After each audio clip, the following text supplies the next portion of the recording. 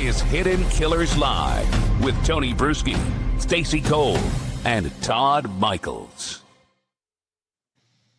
20 years after Scott Peterson was branded one of the most hated men in America, the cheating husband who dumped his pregnant wife in the San Francisco Bay, the LA Innocence Project has thrown a legal grenade into that story. And we've talked about this last year when this started. It continues on this year. They filed a 600-page post-conviction petition that doesn't just question his guilt. It accuses police and prosecutors of destroying evidence, hiding witnesses, and building a case on bad science. The petition claims the state's own expert has recanted. Key evidence was torched after a secret meeting, and 15 witnesses who saw Laci alive were ignored. If even half of what in this filing actually holds up, California may have to ask itself a very uncomfortable question. Did they go after the wrong guy? Did they execute a character instead of proving a murderer? Bob Mata, defense attorney, host of the podcast Defense Diaries, joins us to discuss these new filings with the LA Innocence Project, all of the new data that has come to light, the new accusations that are being made against the principle of the story itself. Bob, there's a lot here, and I want to work our way through it, but I want to get your take on this. What drew you into this? What made you go, oh, maybe there is something here initially as a defense attorney? Probably the length of the petition. Yeah. Like when I saw that it was 600 pages, I knew that they had done some serious work. So, and this thing dropped in August, and I hadn't really looked at it because it was massive. And then I told Allison, who's my co-host over on our channel, I'm like, we got to look at this thing and see if it's got any legs. And we did. And, you know, the one thing that we like to explain to people initially is that there are many, many, many Innocence Project organizations around the United States. So this was not the Innocence Project. Yeah. This is the LA Innocence Project. I think that Scott Peterson's sister happens to work with them. So there were some things where, you know, people can say, oh, well, she's a crackpot. I would probably argue that she's just passionate about, you know, her brother in the case. So, I mean, that could be looked at both ways. But ultimately, yeah, the length of it is what really drew me in, because I figured that there had to be some new stuff that they pulled up. And, you know, right away and I'm sure we're going to talk about it with their first claim, you know, it kind of sucked me. And so yeah, from there moving forward, it's, you know, it was worth a look. And I'm going to say to everybody, just, you know, for a moment, I mean, this is a very emotionally charged story where a lot of people, they get in Nancy Grace mode, where it's like, you're evil, you're the devil. Okay, just take a step back for a moment and let's just look. Let's do the what if scenario on this. And that's what we're going to do, because we can, after we do it, everyone can take a breath back and go, okay, let's compare that to this. And make the decisions in. But it's important to be able to consume the information without pushing it all back immediately. So let's do that. Let's start with what they're saying was false scientific evidence. And that starts with the gestational age of baby Connor. The prosecution's star expert, Dr. DeVore, Dr. Terry DeVore testified in 2004 that fetal growth data proved Laci and baby Connor died on or before December 24th of 2002, the day that Scott had gone fishing. In 2024, shown modern NIH and WHO fetal growth standards by defense expert Dr. Peter Dubé of Harvard, DeVore recanted his original statements under oath. He now says that the new data shows Connor died approximately what he believes to be January 1st through the 5th, when Scott was already under police surveillance, making him physically incapable of committing the murders. Let's talk about that piece right there. Does it make him physically incapable of committing the murders? I mean, this this is a big piece if it, in fact, can be proven. And you have an original expert now coming back and saying, I might have been wrong. Yeah, I think. Oh, sorry. Go. T. Yeah, I mean, what is that? What I mean, we saw that recently in the Ellen Greenberg case with the medical examiner saying, I might have been wrong. What is the? Does this change anything here with the original expert even coming back and saying this? Yeah, and I think another thing that I want to add to kind of you're like, you know, everybody take a breath. Everybody just, you know, like we're not freeing Scott Peterson based on this thing, even though there is an actual innocence claim, which is claim 14. The reality is that thing's not getting granted. They're not just walking him out of prison. The best that could happen is that he's going to get an evidentiary hearing, which I know we're going to talk about.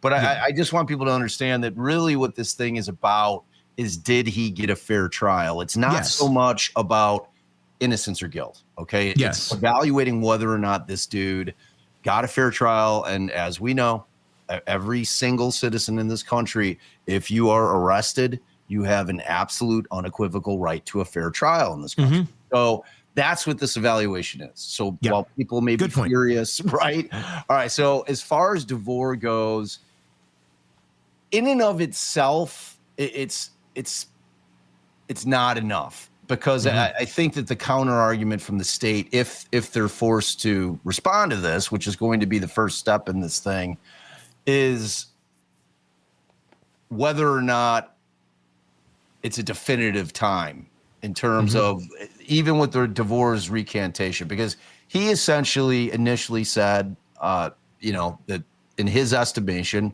based on the femur length, okay, which was at 64.5 millimeters in 1984, there was a study that was done, and that's what he was relying on. So this is a 2004 case. He's relying on some really old research.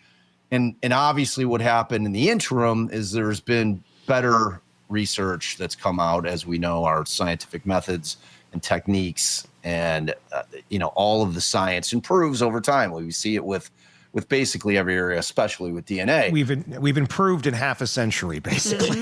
Exactly. So, you know, when they come out with this new kind of gestational age, and the study now says that Connor's gestational age equals 34 weeks, whereas with DeVore initially, it was 33 weeks in 1 day. Okay. So now it's 34 in 6 days. So that would put the date of death at January 5th of 2003. Okay. Or 2000. Well, yeah, actually 2003, because it would have switched into the next year. So they then, after they come up with this with the new expert, they then go back to DeVore, and as you said, they said, here, man, like this is the new data. This is the new. Okay, this is what you need to be looking at. He looks at it, and he absolutely turns around and says, yes, that changes my opinion. And he goes so far as to write an affidavit, and he says, if I were to testify today, this would be my new testimony. So kind of the mean or median date of death, if you kind of stick it right in between the two, his original date of the 23rd and now the 5th, well, you'd stick it at January 1st, 2023. So why is that significant? Well, it's significant because Peterson's truck and boat was impounded on the 26th of December, never returned. Peterson was under constant police and media surveillance after the 24th of December. And there's no evidence that Peterson could have committed the crimes on December 28th or later. I mean, the guy was under the microscope. Yeah. So what it really does is it completely undermines prosecution's timeline theory, which is big, you know. Yeah. But now, will the state, if this goes to an evidentiary hearing, find their own expert and say that this is incorrect? Probably.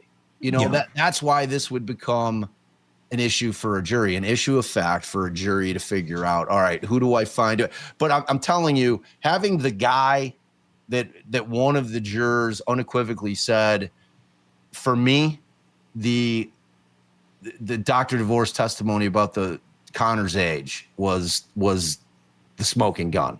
You know, I mean, like, he was seen as a very, very powerful witness for them.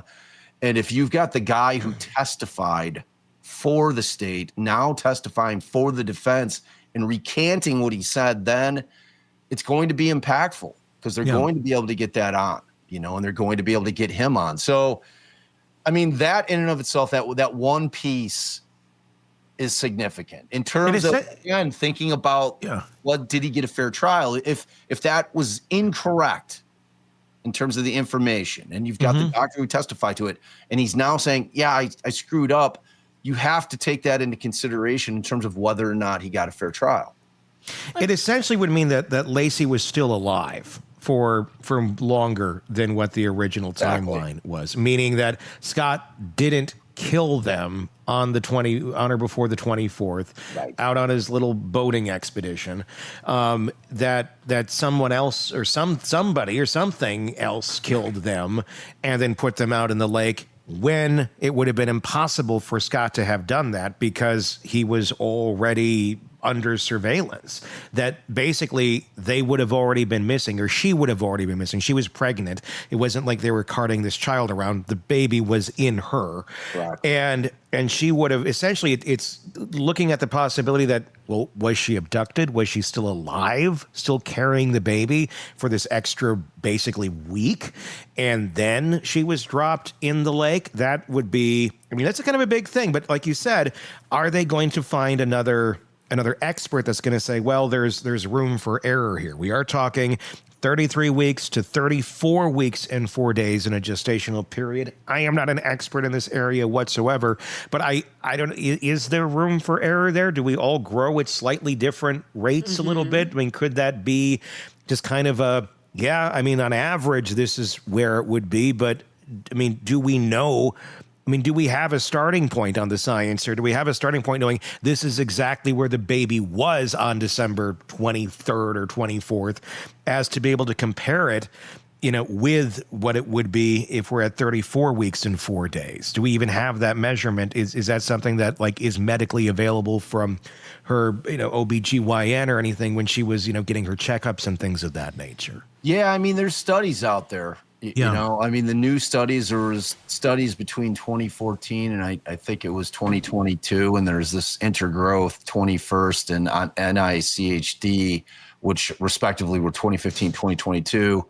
And there was another 2017 study talking about the longitudinal studies tracking thousands of pregnant women with modern ultrasound. And so what Dublé does is he uses the new studies. That's how he comes up with the 34 weeks and 6 days. I mean, naturally, there's going to be argument that is not that January 5th is not an in stone date. The point is here, yes, there can be movement in there, right? I mean, I don't know that you're going to be able to pinpoint a day, but what this does is it pinpoints a time frame, which puts it past the 23rd. So, because the 23rd is what had them just alive. Right. I mean, he's alive. He's got the ability to be able to do what they're saying that he did. So just moving that, goalpost down the field a bit is creating, in the defense's estimation, a potential for reasonable doubt.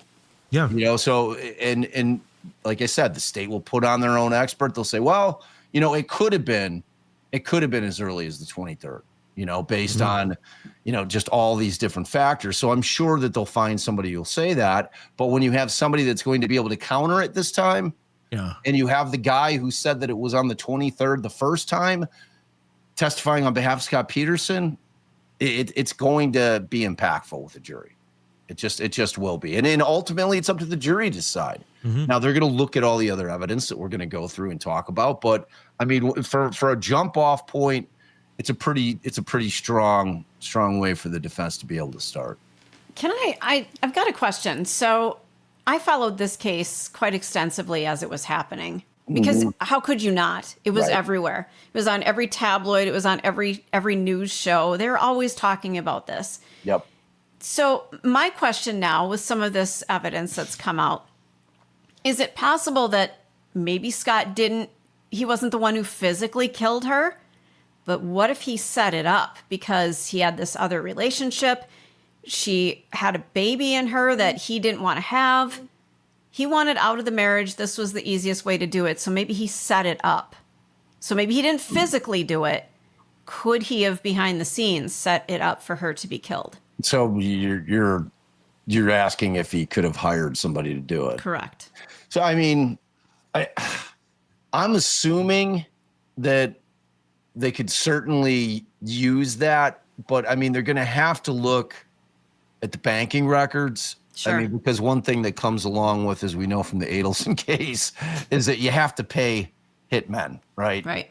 You know, Layaway plans. I mean, come on. They had the blue light special over there. You know, they didn't have Venmo back then. Yeah, no Venmo. And, you know, the reality is that Scott and Laci had a joint account, you know, like with the boat thing, which I'm sure we're going to talk about. Right. Like that money came out of the joint account. You know, that was a big thing that she didn't know about the boat. You know, they've gone to great lengths to prove that was incorrect. You know, Scott had said that she had been out to the warehouse where he had stored the boat on the 20th of December. There's another witness that verified that she was there, and the boat would have been like unmissable if she was there, you know? So, but in terms of whether or not I think that they'd be able to prove up that it was Scott paying for somebody to do it, which the end result legally is that it's as if he did it. So there's no difference, because that was always my theory on Murdoch. Like I just thought that Murdoch hired a couple of meth heads to do this because he couldn't actually do it, but he wanted it done just because he didn't want to have to deal with the aftermath of all the shit that was coming down the pike. So, you know, I mean, I don't know that they'd be able to kind of show the money side of it just because they had all the bank accounts, they had all that stuff. You know what I mean? And I'm sure at least one cop like was able to peek just a little bit outside of the tunnel that they were all looking in and be like, well, what happens if it wasn't him and it was but he hired somebody? You know, somebody must have thought of that must have popped in somebody's head. It's like, could he have? I mean, anything could pop, but is there any evidence to point in that direction? No. Yeah, there isn't anything in that case that points that way. I think would be, you know, another point of this, the oceanography. We're getting into oceanography on this. The point of where the bodies were found, false oceanography evidence anchored at Brooks Island. The prosecution expert David Chang testified currents proved that Laci's body was dumped where Scott fished. A 2024 hydrodynamics analysis by Dr. Fegan of Texas A&M using Army Corps software showed bodies dumped there where they claimed the bodies were dumped, or the body of Laci was dumped with Connor inside of her, would not have drifted north. It would have drifted north, not south. And modeling shows the remains were placed at the Albany Bulb, accessible by land, consistent with third-party disposal. Not exactly Scott's boat, which is another thing. I mean, we're talking about currents, and they certainly do play a big role in where things end up when you dump things in water. To back this up now and say, well, again, it's another big piece of the theory of what happened. And if he dumped the body over here, then it naturally went that way. And the jury was told, well, they would have floated this way. But actual data, actual facts that show where the currents were going proves that wrong. That's another, I guess, feather in the cap of the defense of Scott Peterson 2.0. Yeah. I mean, Chang testified that essentially that the bodies anchored right where, right in the middle distance between Berkeley Marina and Brooks Island, precisely where Peterson was fishing on the 24th. So again, and if you listen to any of the jurors, and the prosecution argued this, they're saying, hey, look, if Dr. Chang is to be believed, then Scott Peterson is a murderer. It's as simple as that. And, there's a juror on record saying it's exactly where he was fishing is where the bodies turned up. That was the bottom line. So, yes, that was a pivotal piece of evidence for the prosecution in this case. So, the problem with Chang's methodology in terms of what the defense's expert is saying is that he ignored those tidal currents, saying that they would not play a role, and they would. And he used predictive wind data not actual measured data. He never studied body movement in the water. He couldn't reproduce the trajectory for Laci's body. And he also admitted on the stand that there were large uncertainties and that error bars could be substantial. And, you know, in his 2012 declaration, he acknowledged if bodies moved at different times, the anchor point could have been different. So he backtracked a little bit too. And, you know, Fegan, who is the defense's new expert, he did this this new flow modeling thing, this 3D flow modeling, and he built this state-of-the-art like hydrodynamic model, and it's using like historical wind, tide, and like freshwater or discharge data. And this was not available in 2004. Again, Sure. we're seeing new technology that is just available now and is going to give us better results and more accurate results and more trustworthy results. And the key finding is that water movement in that part of the bay is that it's always nearly always counterclockwise towards the northwest. So ultimately what that would mean is that where they're claiming the body would have been found, or where they would have actually drifted, is that Albany Bulb area, was never searched. It's too shallow for boats. And, you know, they're also arguing as to that Laci's pants had like pink staining, and they thought that would have been from red algae. Okay. And red algae is a very predominant plant species between Albany Bulb and Point Isabel, where Laci was recovered. And so there was no evidence whatsoever that Peterson fished at Albany Bulb. And Albany Bulb also had land access, meaning that you didn't need a boat to get bodies to the water. So, I mean, again, this thing is effective in the sense that it completely contradicts the prosecution's theory in terms of that Scott dumped the bodies. You know, and I've seen, there's still one online, one of these YouTube videos where they have, because Laci being 8 months pregnant, at the time, I think her weight was 150. Okay, in the prosecution's theory, they were also talking about these 4 anchors, these concrete anchors that they're claiming that Scott made in his, you know, anchor factory at his warehouse. And, you know, those all add like 12 pounds. And then you've got Scott, who's over, 200 pounds. And, you know, so there's this guy who's got, you know, probably just, it's a dummy that they weighed out to be 150, the approximate weight of Laci. They put it in an identical boat to what Scott had. They had where Scott would have to be standing in order to get 150 pounds over the side. And people understand, like, if you don't know what Scott's boat looked like, Google it. This is a small fishing boat. This isn't a big boat. This is a very small boat where you've got the outboard motor, you know, and you're sitting back and you know. It's a small boat. Yeah. It's a very small boat. So, you know, and it's got kind of the bench seats, you know, it's got like 3 bench seats, you know, with these gaps in between. So in theory, in the state's theory, Laci would have had to have been in between, you know, one of the bench seats, and he'd have to be standing there, you know, kind of lugging her up and getting her to be able to kind of shove her over the side of the boat. The problem is, if you've got her anchored, you've got that additional weight on her, and you've got Scott all on one side of this boat, the boat is taking on water, at least should be. Right. You know, because it's that small of a boat, to the point where the thing submerges. So again, and if this guy gets a new trial, you can bet your ass they're going to recreate that again, you know, because it's powerful. It's powerful evidence.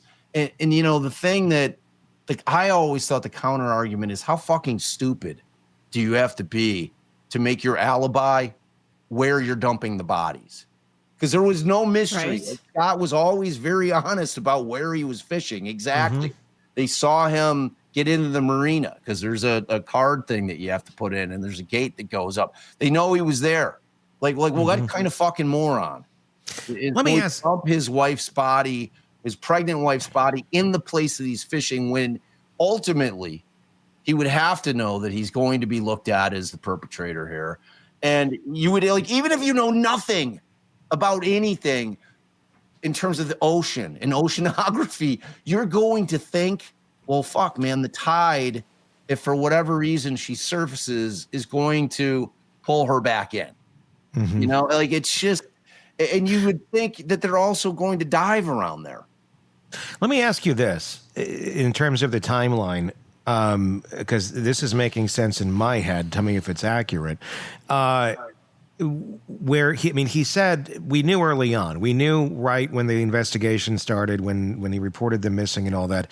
It came out pretty quickly that he said he was out there fishing. Right? That was publicly available knowledge at the beginning of this investigation. So if someone else did do this, if someone abducted Laci and then killed her several days later, they already knew where to dump her to make it look like Scott did it. It's an interesting point. Yeah, I mean it's the main point. You know, if the Medina burglary people had anything to do with it, and this thing blasted it was absolutely put out there immediately. You know, in terms of what his alibi was. So it kills this whole story of, I think a lot of, and I too have sat on it too, where it's like, yeah, but I mean, he went fishing out here and there's the anchors and there's all this.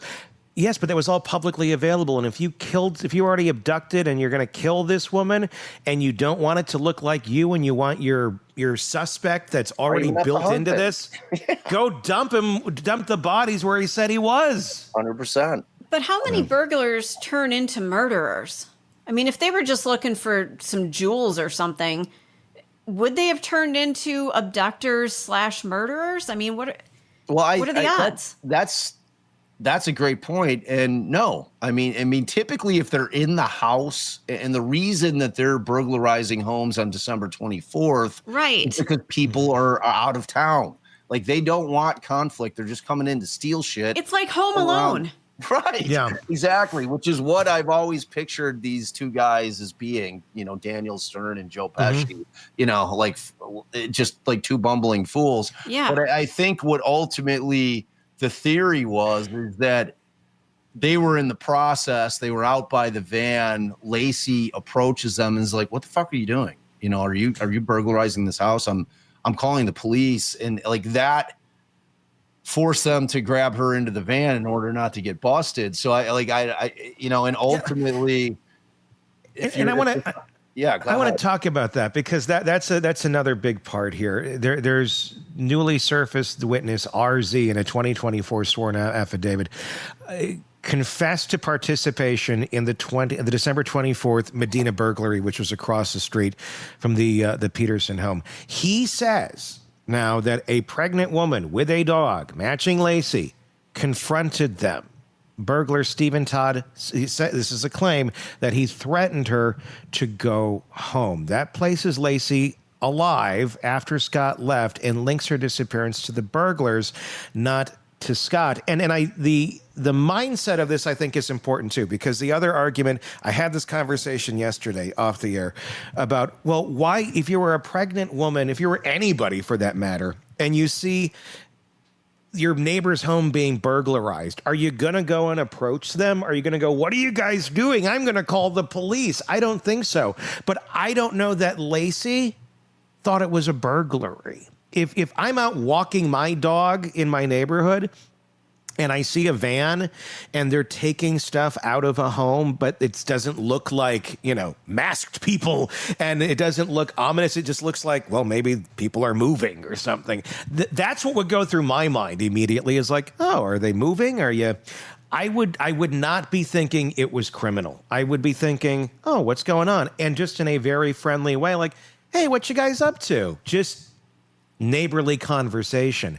And then maybe very quickly she realizes, oh shit, this is not just, you know, they're not moving somebody off to college here or something. This is something else. She goes back in and we have a couple burglars here in this scenario. And we have to, for a moment, not put them all together in terms of, well, they're all going to be doing the exact same thing and they're all agreeing to the exact same way of handling this situation. You may have some that went on their way and knew, and okay, well, the neighbor might have seen us, but whatever, we got out of there. And you may have one that went back and thought, we got to get rid of that bitch because she saw us. And I don't care what they think, but I'm not going to get caught, and I'm going to do what I'm going to do about this. Right. And that could easily explain why the other burglars, can easily swear up and down and say, no, we didn't do anything to her whatsoever. There's several of them. One of them could have made that decision. It didn't have to be a collective choice by the group.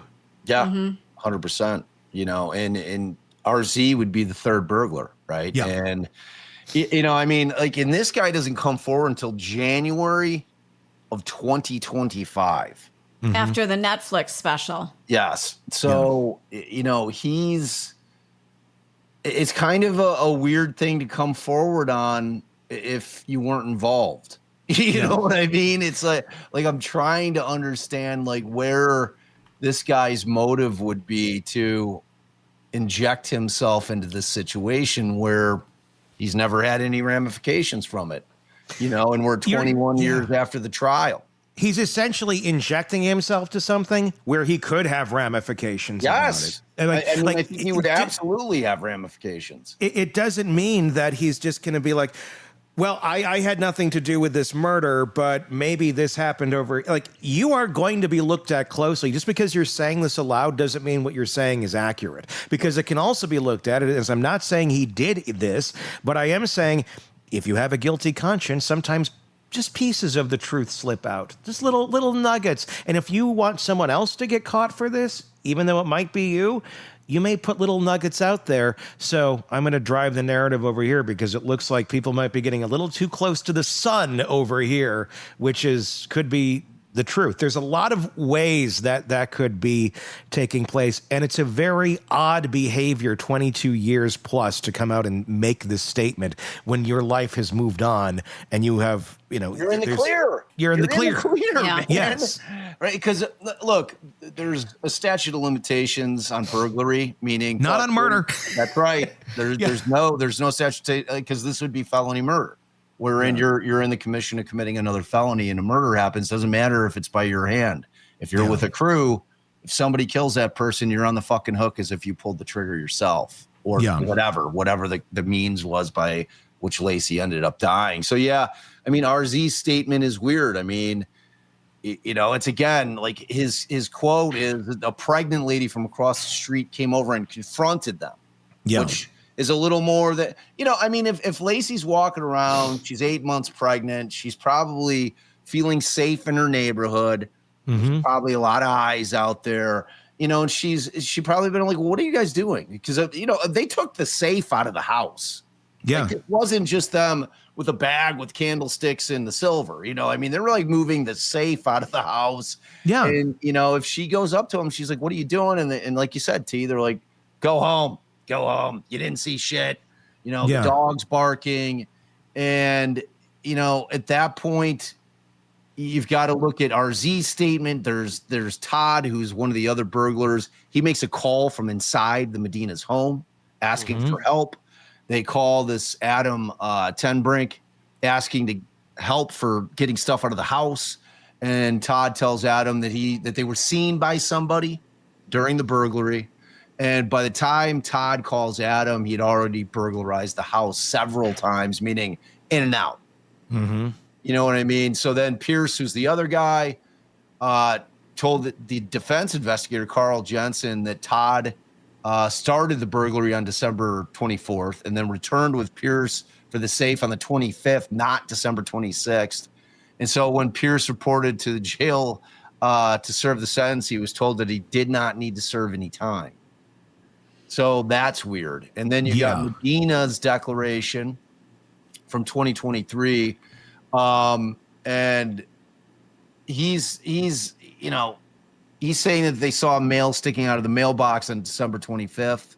Medina told an officer that the burglary occurred December 24th because no mail would be sticking out on December 25th or 26th. Right. So they left before the mailman came on December 24th. Okay, and that morning he saw a suspicious white male on a bicycle, a flannel shirt, slowly riding past, and then he circled the block to check. And then Susan, his wife, her 2023 declaration is that police detective told her that one of the burglars admitted to making a call from inside her home, and then she corroborates the other account of Todd calling from inside the house. All right, so. Which you're going to be able to look at the fucking phone bills, man. You're going to see when the phone calls. And again, the significance of this is that the state had this on the 26th. They said this happened on the 26th. And, this is a big point of contention here because the 26th is, that takes away any kind of third party suspect argument by the defense. Garagos continued to try to argue and did fervently throughout the trial.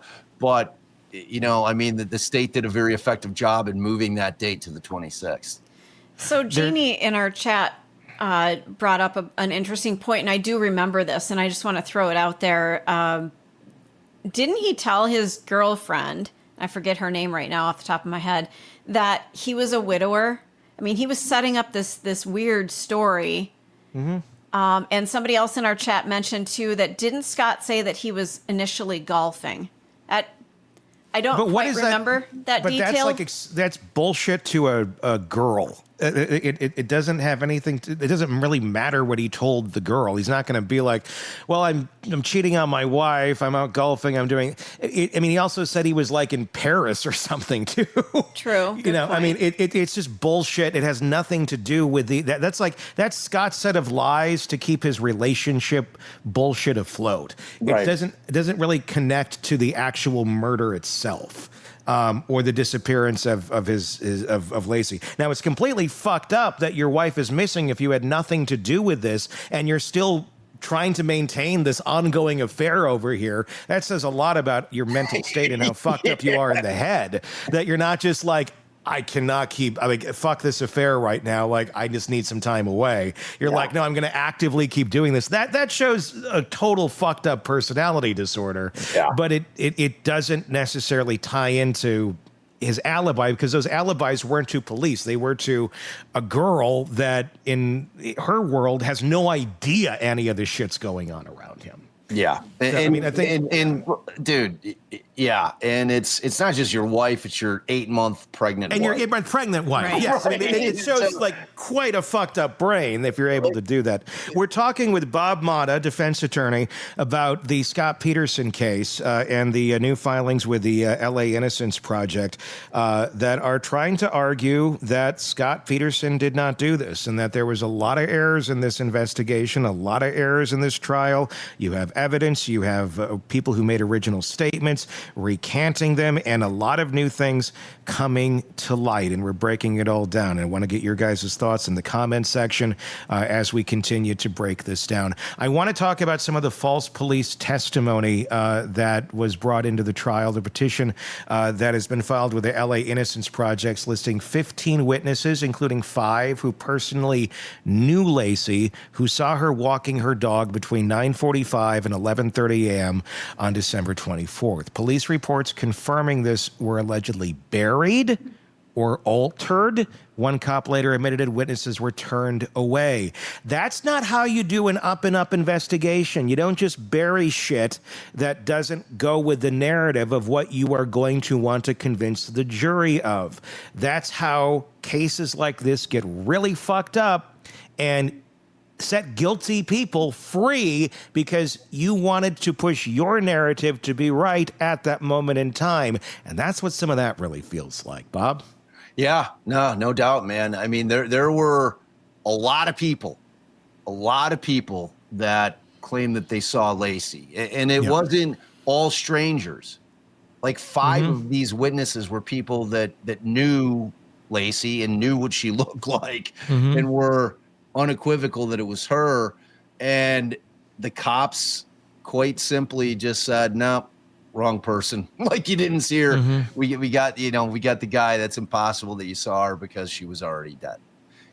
So and the trial, that shit all like just it's completely it's completely ignored by law enforcement, which is, again, like when we go back and we talk about that thing that you were just talking about, Tony, where like you look at this dude who's only been dating or whatever, fucking this chick Amber for 14 days. This isn't like this is some 6-month or a year-long affair. Yeah. You know, this is like a 14-day fling. His wife's fucking pregnant, and law enforcement's looking at this guy like exactly how you described it. Like, that is so fucked up. Like, that after she goes missing, you're still trying to keep that thing afloat.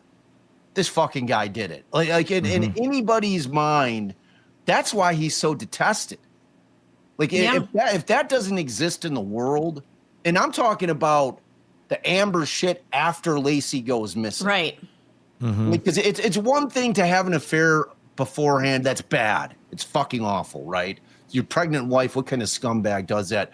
But to continue to try to nurture that relationship, to keep her, you know, involved with him, is where he lost the lead, man. That's where everything fell apart for him. That nobody was going to see him as even potentially being innocent, because who does that? Right. Other than a fucking narcissistic sociopath. Yeah. And, you know, it's just like, this guy couldn't control himself. You know, you figure, okay, well, my wife's gone missing, which, again, is a problem. Yeah. Like, you can't discount that. Right. The fact that, like, he's continuing to do that just shows where his state of mind was. You know, and I mean, he owns that these days, you know, in terms of saying, you know, I was a fucking piece of shit. Yeah. I think I was a sex addict, whatever, you know, whatever his excuses are. But, you know, again, the thing that's important to remember here is whether or not the guy got a fair trial. That's the point. Right. When you start looking at this shit, I mean, the die was cast, and it all starts with that thing about Amber. When Amber comes forward and fucking flame throws him, that was it. Everybody in everybody's mind, he's the guy. It doesn't really matter what they put out there in terms of the trial, in terms of evidence. And it was, That's the hard part about this.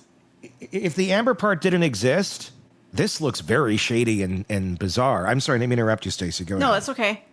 What I was going to say was that's the hard part of this, is that he is such a piece of shit. right.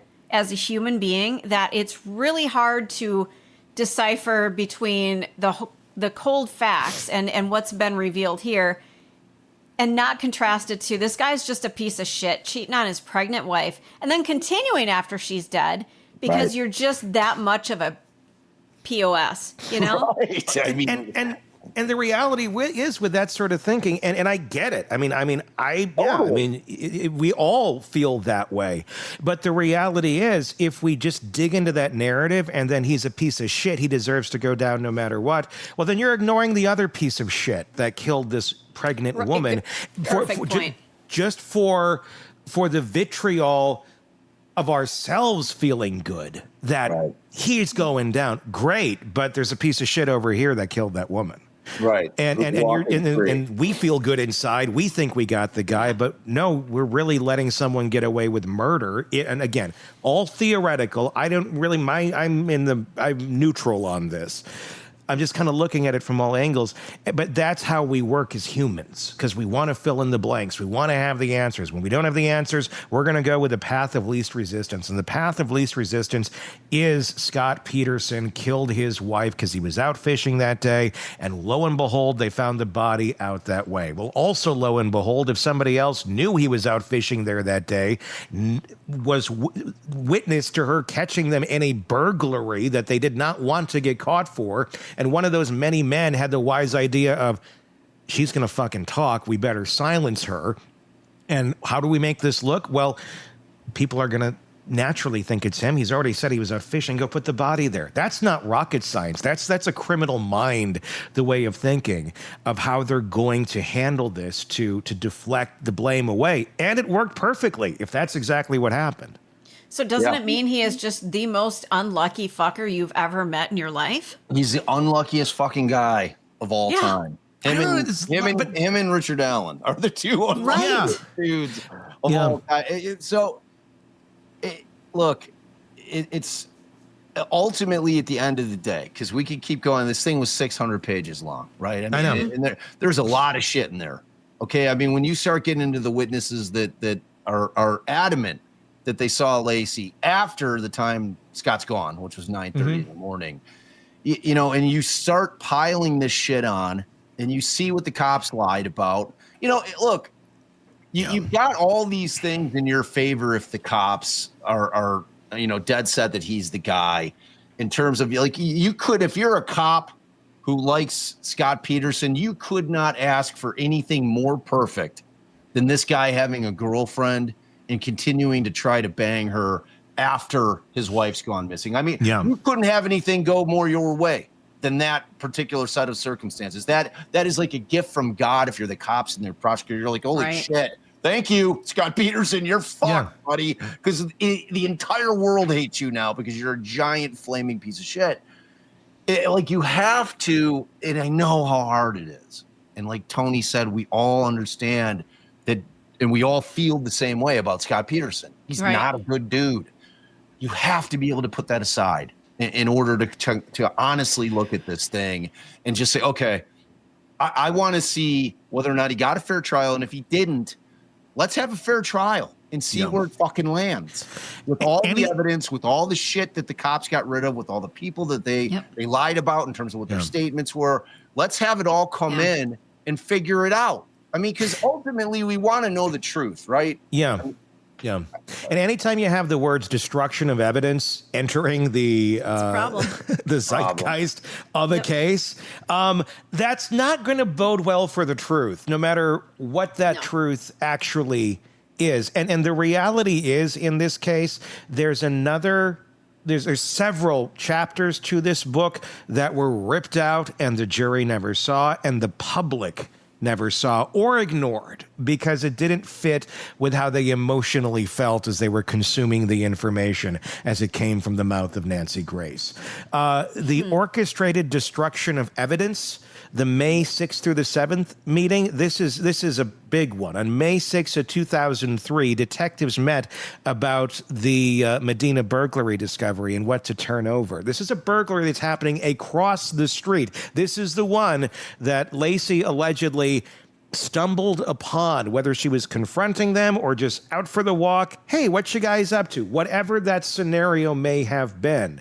On May 7th, the next day, it was marked for destruction. The videotaped interviews of the burglars, Todd and Pierce, and the stolen Medina safe. Why would you destroy that information? Why would you destroy the evidence before the trial? In a case like this where, you know, anything is a possibility, you may need this down the road if you don't get a conviction on Scott Peterson because they didn't have one yet. If you're looking for the truth, why on earth would you be destroying any other piece of information that could help you solve this case other than because it doesn't play with your current narrative that you're pushing and you don't want to be wrong? Right. Well, you just answered the question. Exactly. That's why they fucking destroyed it. That's why they did it. Yeah. Yeah. And it should piss people off. You know, I mean, it really should. They destroyed, like you said, the taped interviews with both Todd and Pierce. They destroyed the Medina safe. I mean, why the fuck would they do that? You know, it's like, was this in the back of the van and Laci's back there, and the thing had some kind of fingerprints / DNA on it. Yeah, I mean, it's just like, why? And answer me this: how the fuck does Laci's watch get pawned by an associate of the burglars? How? If Scott killed her, dumped her in a lake, or they just happened to be out fishing there too one day and, oh shit, a watch, let's go pawn this. It's so fucking weird, man. That part doesn't seem to make any sense either. But again, this part, this piece of the case, another piece nobody heard about. The jury didn't hear about it. Nobody heard about it. But it's there. It's a fact. It's an inconvenient fact if you think Scott Peterson is guilty, but it's a fact. Yeah. And if we're playing in the realm of reality on reality's terms, it kind of makes you think a little bit differently. I mean, what are the odds of that? What are the odds that an associate of the burglars pawns her fucking watch if they had nothing to do with her death? It's a problem. It's a fucking problem. And if people don't know what we're talking about, so Laci had this gold Croton watch that she had inherited from her grandmother when she passed, and that was never found at the house. All right, and on 24th, Scott had told one of the detectives that Laci was wearing the wristwatch that had diamonds all around the face when he left the house. So when Scott says he leaves, Laci's wearing the watch. And then all of Laci's watches, when they go and kind of do inventory of her shit, you know, because obviously they're going to try to figure out, number one, if you know, the unlikely situation or circumstance that Laci dipped, right? Like, she's not dipping on fucking Christmas Eve day, but they're gonna take an inventory, make sure all her clothes are still there, that she didn't just like fucking like jet, you know. So they go and they see all her other watches aside from the Croton watch. And then this Grogan, who's the detective, he spends months investigating the missing watch in 2003. He says he goes to all the pawn shops, and specifically this Brooks Pawn and Jewelry, where Laci sold some of her other grandmother's stuff, but they don't have a Croton there.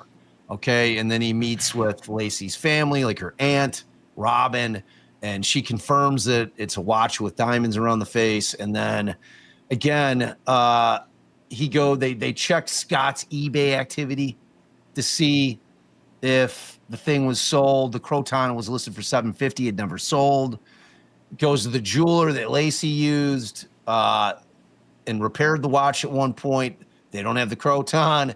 And like ultimately they end up searching for one. So after he goes through all the family shit, goes through all the places that she would have normally have gone with the watch to get it repaired, Grogan asks another cop, he's like, look, search the Modesto Police Department, like pawn records, okay? And see if you have anything come up for, Croton diamond watch. And one pops up at the pawn shop in Modesto, which is like 3 miles away from the house. And so they go over there, and the pawn was pawned by this Deanna Renfro for $20 on December 31st of 2002. I mean, that's so Grogan writes in his report that the slip does not appear to match the description of Laci's Croton. So he starts fucking lying about it. Like immediately, like this Croton it's clearly the watch. Doesn't fit the narrative. It does not fit the we got to narrative. lie. Yeah. Doesn't fit the narrative. And he stops. Like immediately after he finds this information out, he's like, okay, I'm good. I'm not going to look any more into this shit. Yeah. He doesn't visually examine the watch. He doesn't photograph the watch. He doesn't collect the watch. Like, so he sees the fucking watch at the pawn shop and just like dips. He's like, I'm good. Not good. Yeah. So it's crazy. And then you have an orange van up in flames near the house with what they believe was a blood-stained mattress. Yeah. An arson fire on this van. The police did take photos, videos, and reports. None of it surfaces for 10 years. Yeah. And you have a murder right not far away. I mean, obviously there wasn't a body in the van, but if you got Laci in there and you killed her and you want to get rid of the evidence of that piece of the crime and you go take the body to the lake, which we happen to know Scott was fishing at, let's go dump her where everybody thinks Scott might have been. And we don't look at the van. We don't, what? Again, doesn't fit the narrative. So let's pretend it has nothing to do with it or that it didn't happen. It seems to be how this has played out. Yeah. And frankly, the van doesn't fit real neatly with the new data either, though. You know, how so? It's like, because the van was discovered on the 26th. Okay. So it's unless she was transferred to a different vehicle, You know, I'm wondering if they kept her, captive for a bit or something. But what I'm saying is, if the van's on fire on the 26th, and the new data is that for the baby, right? That the baby was killed on that mean date of the 1st. That means that these guys would have kept her alive for a few days, maybe. What the fuck do we do? I don't want to I'm not going to fucking kill a pregnant woman. Fuck you, dude. I didn't sign up for that. Whatever that internal battle might have been with these dudes, if that's the case, if that's what happened here. So, because they had found blood on that mattress in this van, right? And like the last time this thing came up in court, they were trying to test multiple things found in that van because there was a unknown male profile found in there. So they wanted to be able to do the testing on that. And I think the judge back then allowed them to analyze and test one thing. But in terms of but for the defense, they don't need to prove shit. Like this isn't about that, So, but like that's going to be pushback for people that are like, because there are people because this van's orange, right? And like there were people that saw this other, people that are claiming they saw the Medina van for the burglary, and there were people that were saying it was white, So you've got you got some conflict with what color the van was, and what certain people that were witnesses are claiming that what color the van was, and what this van was. So I mean, but it's still, again, why aren't you investigating it fully is the bigger question. When you're in a circle when everything's chaotic, you can't just start dismissing things when the chaos hasn't settled yet. Yeah. You can't just be like, well, no, you have to take it all. You have to let it settle. You have to see what all this is. Because if you don't, well, you end up like this. Nearly 25 years later, we're going, what the hell did you all do? And you have Brady violations where it's a suppression of favorable evidence. I'm just going to go through this list here. It's a lot of the stuff we had already talked about. But when you put it into context like this, it makes you go, oh, okay. You got the January 2nd videotapes. That's the conversations with the burglars. Destroyed. Like, why are you destroying? We saw that in the Richard Allen case where, well, why are you destroying the videoed evidence? Oh, yeah, you taped over him accidentally. Sure. Right. That's the story. So you have this destroyed with the other possible perpetrators here. You have the safe, the Medina safe from across the street destroyed. The Croton Watch investigation hidden. The police admissions that they lied about verifying the burglars' alibis. Interviews with the Medinas confirming the January 24th burglary. The burned van and the blood evidence. The jailhouse informant James Romano's 2003 report about burglars' admissions and the watch. Witness proof that Laci knew about the boat. Lieutenant Aponte's recorded inmate calls linking the burglars to Laci. There's a lot here. In open court, prosecutor Burgant Flagg admitted they withheld evidence because they didn't like the defense investigator. It's, I mean, what the fuck? That guy's a dick. That guy's a fucking total dick. We're not giving him shit. Get out. Like, that's how we do a case. I don't like you. My personality doesn't flow well with you, so I'm going to hold back shit that actually matters. Yeah. I think Scott Peterson is deserving of a new trial. Yeah, I mean, if he's the culprit, I mean, it's sad. But let's do it fair. Let's do it fair with the right information. We have a choice, Tony. Like, if we're going to choose to live under our Constitution, which we have to, it's the backbone of our country. Without it, we have nothing. The country falls apart. We're in fucking utter chaos. And the thing applies to everybody. Like giant flaming pieces of shit and the sweetest human being you've ever met. Every single person, the thing applies to all of us that are living in this country. So, I mean, if he didn't get a fair trial, which... Again, like, look, we're looking at the defense side of this. Okay? Sure. So the state may have to respond. I mean, that's the first step in this thing. The court is going to determine whether or not they think there's enough here that it warrants the state to respond to it. So they could look through this 600 pages and say, we've heard some of this shit before.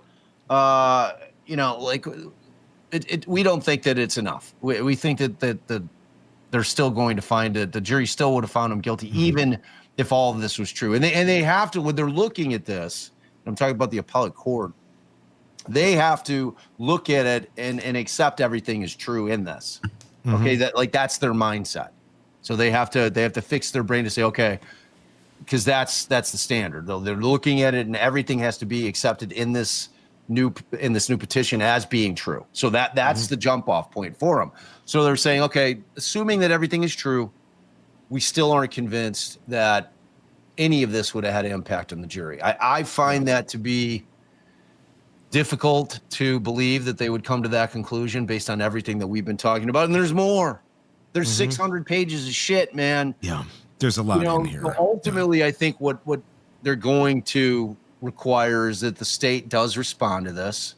Because this thing is going to take 2 years, 3 years to play out. Yeah. So they'll have time to respond. It's obviously a massive petition. State's going to have to do a fuck ton of work to respond to it. They're going to have to find their own experts in order to refute claims that they're making. And then, once they respond, the defense then gets the opportunity to reply. And after that's all done, when it's been fully briefed, then the court will decide whether or not there's going to be a full evidentiary hearing. And at that hearing, after the hearing, that's when they will decide. I mean, they could, after the thing is fully briefed, they could decide to give him a new trial just based on the papers. But I think the more likely scenario would be that they would grant this evidentiary hearing, which, as you can imagine, would be quite the spectacle. Yeah. Can he get a fair trial with all of the coverage from his previous trial and now this? Does he even get a fair shake, or is it just more about the process that he deserves all of the evidence to be put forth? Who's the best to ask? Let's ask the chat. Like, what do you guys say? So if you haven't heard any of this, and we're talking directly to you guys out there in the chat, where are you at on this? If you hadn't heard of the new stuff, and if you're able to, for a moment, to put aside that Scott is a fucking scumbag, okay? Like, personally, he's a scumbag. We're just trying to figure out if he got a fair trial. If you've looked at all this and you're like, okay, you're making me think about it in terms of the new stuff. All right. Like, maybe this dude didn't get a fair trial. So then assume that he didn't, and he's going to get a fair trial. Would you guys in the chat be able to put aside the fact that he's a fucking scumbag, right, and just go by the evidence that's presented at the case or at the trial, because you can't take into consideration that he's a scumbag in terms of determining whether or not he's innocent or guilty of the crime. I'm going to say this. This happened, 20 some years ago now. We all were around for it. We all remember it because we were alive. You got a good chunk of the population that has no memory of this. This is in the history books. They didn't pay attention to it then. It would not have the impact that it had on us because we remember it, or they didn't exist. Right. Yeah. You could have a juror on this that is younger than Connor would have been. The baby that could be a potential juror on this case. So I'm going to say, yes, I think he can get a fair trial if you have a good mix of jurors, because I think you're going to have at least a fourth of that, if not a third of that weren't even alive when this shit happened. Yeah. Okay. And so you are going to have a more unbiased look at this, as opposed, if you tried this 5 years after he was convicted, 10 years after he's convicted, no, I think it'd be very, very difficult. At this point in time, this is ancient fucking history. Yeah. This is the only people who pay attention, is people who remember it, that remember all the vitriol about it. To most kids, most young adults, who's Scott Peterson? I've heard of it. My mom talked about it once. Yeah, and Tony, you make a fucking amazing point. And if you're both sides, if you're the defense and the prosecution, you want an entire jury filled with people under 23 years old. The entire jury should be people that were not alive when this case took place, if both sides really want a fair trial. Or they can be in their, you can, if you were a small child, you would remember this. So you can get into the 30s. People in their early 30s would not remember most of this. 100%. So I agree with you. I think that they could. Now, Kim French, Are you basing that on evidence or that base? Like, I always want to ask this question, and I'm not sitting here that I think that, Scott Peterson's innocent. Okay. That is not part of my evaluation. All I'm trying to figure out is if the guy got a fair trial. But what I always want to ask are people that are so dead set that he's fucking guilty.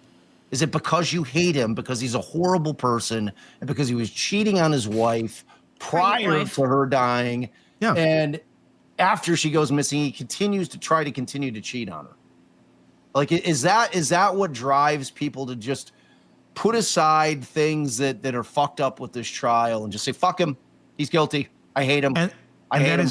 That's not a sound, accurate, or safe way of evaluating anything. That's basing it on emotion. And I get the emotion. It's a human way. It is, but it's not the accurate way. If we were just basing everything on the human way, we'd still be burning witches.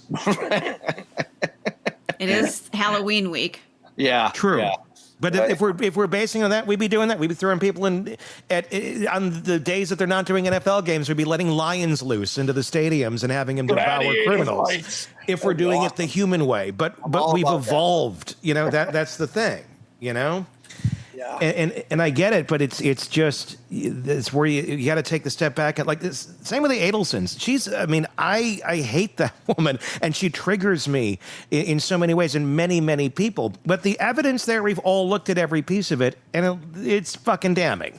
But if there was something else, if there was something that lifted her out of that said, okay, you need to look at it. Because it needs to be fair. Just because someone's a shitty human being doesn't mean they murdered somebody, and it doesn't mean they'd be locked away for the rest of their lives because he was cheating on his wife and still trying to actively get some while she's missing. Yes, that is a piece of shit move. But you know what? Karma, the world, it comes back to collect on narcissists. And maybe that is the world that did come back and karma coming back and collecting on him by putting him away in prison for all of these years. But even if that didn't happen, those things have a way of working themselves out with people like that. And it doesn't necessarily take our intervention and our anger and our emotion to have to be stacked up to take them out. They take themselves out. They always do. Always do. Yes, they Kim, do. Like Kim, you're saying that you're basing it on everything, in my opinion, but what we're trying to tell you is that the things that you're basing it on were incorrect or not put into evidence and or tampered with or lied about. Like that's the whole point of this thing is, everybody deserves a fair trial. If the state's got the goods, then fucking bring it. Bring the case, but do it fairly. Don't cheat. Don't destroy evidence. Bring it on the facts. I want to hear the other side. I want to hear, I want to hear the state's rebuttal. What is the rebuttal? And it has to be fucking legitimate. It just can't be because we did it that way. Because because you didn't like the defense attorney. That's insane. It's insane to think that this is, but it is. And then the reality is, this is a system run by humans, and humans do play a role in it. But that's where we have to be objective, and you need people that are not super connected to go, wait a second. No. We want to make this fair. That's not an okay way of looking at this.